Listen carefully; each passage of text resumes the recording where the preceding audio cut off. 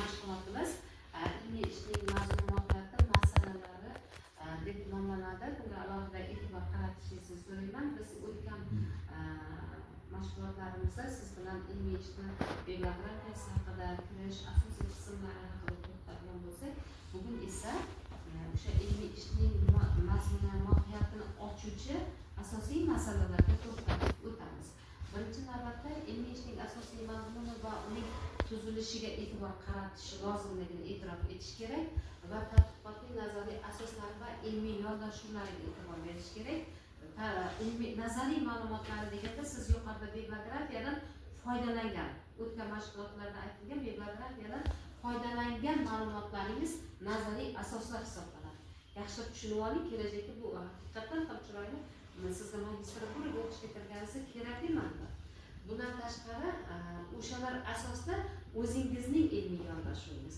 Siz nazariy ma'lumotlarni oldingiz va unga o'zingiz fikr mulohazalaringiz bilan yondashuvingiz, demak bu ilmiy yondashuv hisoblanadi. Bundan tashqari demak dalillar, tahlil va ilmiy hisobotlarning mantiqiy ketma-ketligi. Siz ilmiy maqolangizda, hurmatli talabalar, o'sha keltirayotgan manbalaringizni tahlil qilishingiz kerak. Kim tomonidan? Adabiyotlardan oldingiz, dissertatsiya maqolalardan oldingiz o'zingiz tahlil qilishingiz kerak. Demak, mana bu adabiyotda mana bunday, mana bu dissertatsiyada mana bunday deb tahlil qilinadi. Va ilmiy demak o'sha isbotlarni mantiqiy ketma-ket yozasiz. Mantiqiy ketma-ketligi deganda, demak siz yillariga e'tibor berasiz. 2000-yilda bu manbalarda mana bunday keltirilgan. 2001-yilda bunday, hop 2000 kelasiz 2020-25 va hokazo bugungi kunda talqinlanadi. Shunday deb, demak ketma-ketlikka asoslanishingiz kerak.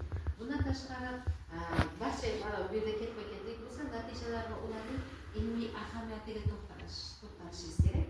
Siz albatta maqolangizda, ilmiy ishingizda natijalar qo'lga kiritishingiz kerak. O'sha yozayotgan fikringizni natijasi bo'lishi kerak. Natijani tahlil qilish natijasida demak ularni ilmiy ahamiyati hayotda qanday ahamiyatga ega, o'shani isbotlab berishingiz kerak ilmiy maqolangizda. Hop. Endi esa ilmiy ish tushunchasi o'zi nimalarni bayon etishi haqida qisqacha to'xtalamiz. Ilmiy ish bu tadqiqot natijalarini tizimli ilmiy asosda foydalanadigan yozma ishdir. Shuning bilan birgalikda yangilik kiritish kerak ilmiy ishda. Demak, o'z-o'zidan yangilik qanday yaratiladi? Eski manbalarga tayanib, yangisi yaratiladi. Eski manbalarga tayanib, yangi sizning o'zingizning yangi ixtirongiz, yangi yondashuvingiz yaratiladi. Xo'p, endi faktlarga asoslanish kerak. Bunda barcha faktlar sizning ilmiy ishingizgacha ortdagi faktlar qanday? U faktlarga tayanasiz. Masalan, ijtimoiy ish xodimi, siz oilalarga ijtimoiy ko'mak mavzu bo'yicha ilmiy maqola yozayotgan bo'lsangiz, demak oilalarga qanday ijtimoiy yordam shu paytgacha bor, bugungi kunda qanday yondashuv bor o'shanga, uni maqolangizda aniq faktlar asosida keltirishingiz kerak. Sistematik yondashuv, demak bu ilmiy ish qoidalariga e'tibor berish kerak. Unda qanday qoidalar, tartibga e'tibor berish nazarda tutiladi. Endi muammolarni yechish, demak aniq tadqiqot ishida ilmiy maqolangizning oxirida siz keltirgan muammoni oxirida yechimi topilishi kerak. Bunga alohida, demak bitta muammo ustida ishlayapsiz. Nima? Zo'ravonlikka qarshi kurashish. O'sha zo'ravonlikka qarshi kurash bo'yicha maqolangizda keltirdingiz, asoslab berdingiz. Zo'ravonlikka qarshi kurashishni yechimi nimada?